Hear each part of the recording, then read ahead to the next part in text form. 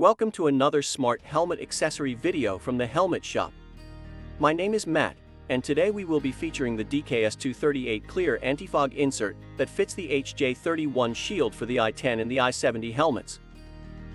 In this video, I'll show you how to make sure you are ordering the correct anti-fog insert for your shield and helmet model.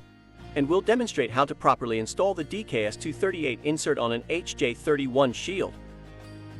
To ensure you are ordering the correct anti-fog insert, first look at the back of your helmet. You should see your helmet brand and the model number, i10 or i70. Etched in the top right side of your shield, you should see the model number HJ-31.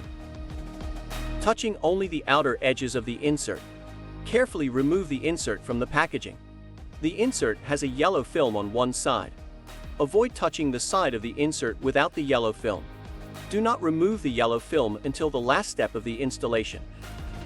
Using the microfiber cloth provided, thoroughly clean both sides of your shield prior to installing the DKS 238 insert. Hold the insert by the edges with the yellow film facing up.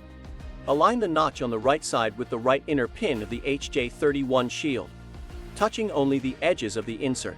Slightly bow out the left side of the insert and align the left notch with the left pin. Push down on both sides of the shield and press down on the insert so it is flat to the shield.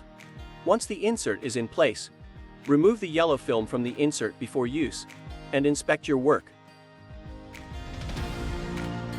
A smudge or fingerprint can be annoying if trapped between the shield and insert. Spend the time to properly prepare your shield for installation. Keep the insert in place. Although you can take the insert out at any time, it is designed to be out of sight and there when you need it. Tinted shields are not for riding in low light or adverse weather conditions. Contact the Helmet Shop if you have questions concerning the DKS 238 anti-fog insert. Thank you and have a great day.